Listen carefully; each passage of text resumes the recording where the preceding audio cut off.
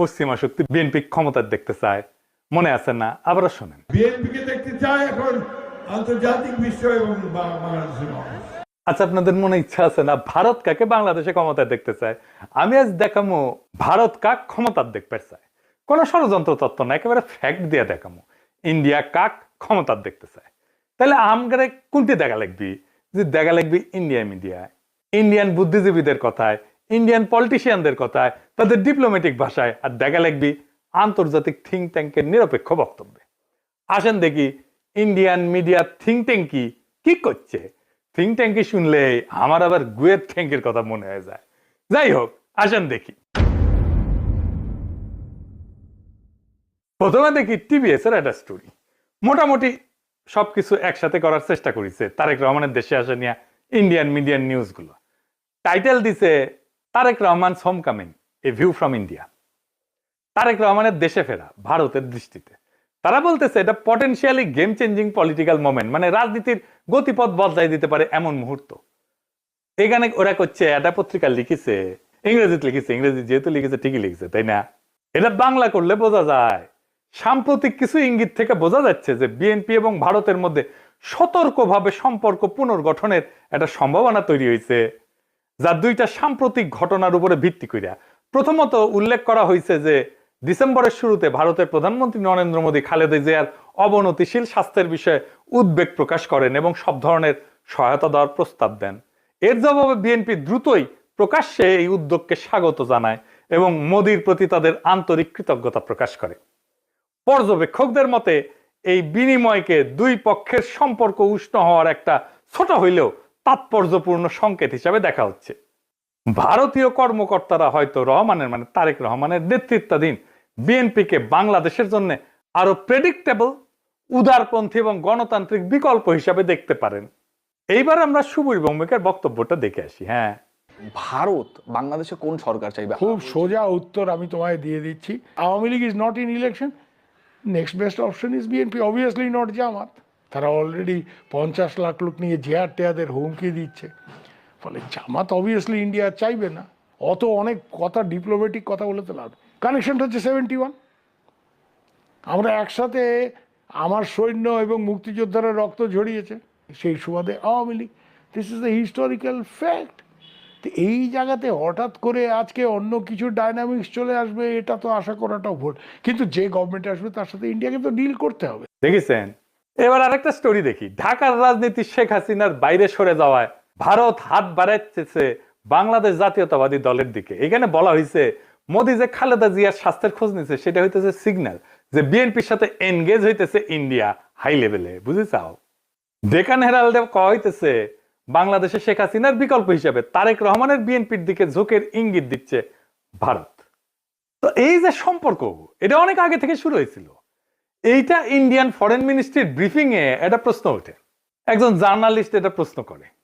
এইটা প্রথম আলো রিপোর্টেই আসছে। এটা বলতেছে, একজন সাংবাদিক প্রশ্ন করেন 2018 সাল থেকে ভারত লন্ডনে অবস্থানরত বিএনপির নেতৃত্বের সঙ্গে যোগাযোগে ছিল এমন প্রতিবেদন বিষয়ে, পাশাপাশি বিএনপির কোন নেতা বাংলাদেশে ফেরার আগে ভারতের ক্লিয়ারেন্স নিয়ে কি কোনো আলোচনা হয়েছিল কিনা এ বিষয়ে প্রশ্ন করে।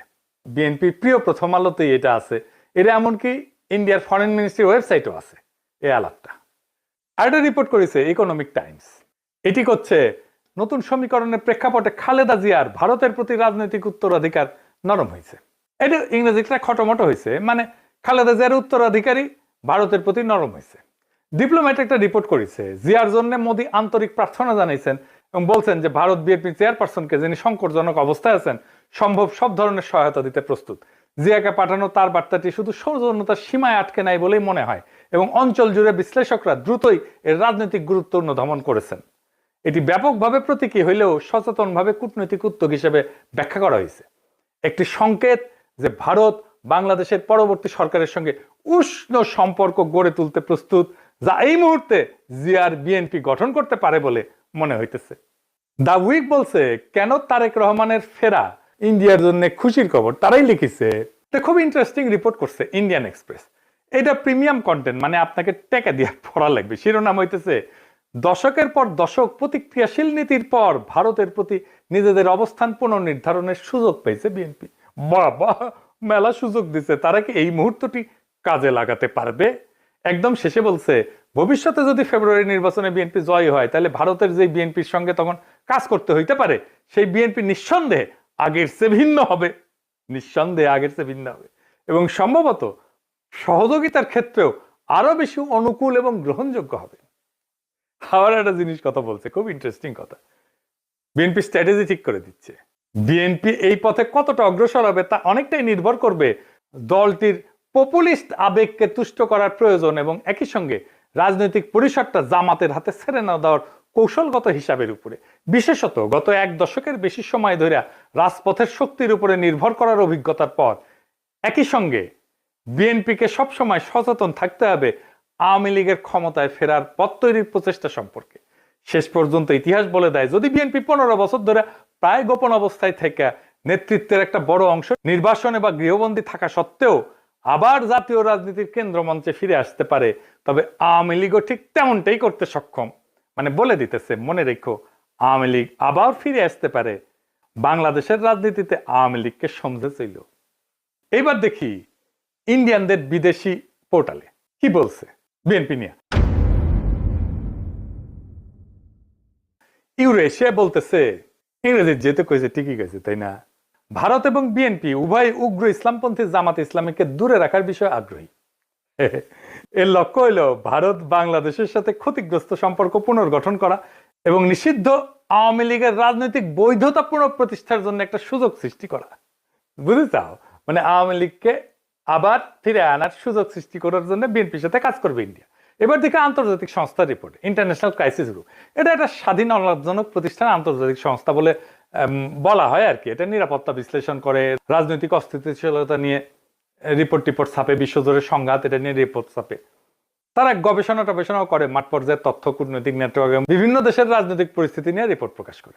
এবং এই ইন্টারন্যাশনাল ক্রাইসিস গ্রুপ ভারতের উপর নিয়মিত রিপোর্ট প্রকাশ করে, বিশেষ করে কাশ্মীর, দক্ষিণ এশিয়ার নিরাপত্তা, ভারত পাকিস্তান সম্পর্ক, মানবাধিকার এবং আভ্যন্তরীণ রাজনৈতিক উত্তেজনা নিয়ে। এরা লিখিচ্ছে এটিও মনে হয় যে বাংলাদেশের রাজনৈতিক শক্তিগুলোর মধ্যে এই দলটি ভারতীয় স্বার্থ এবং উদ্বেগকে সম্মান জানাতে সবচেয়ে বেশি আগ্রহী ও গ্রহণযোগ্য অবস্থানে রয়েছে।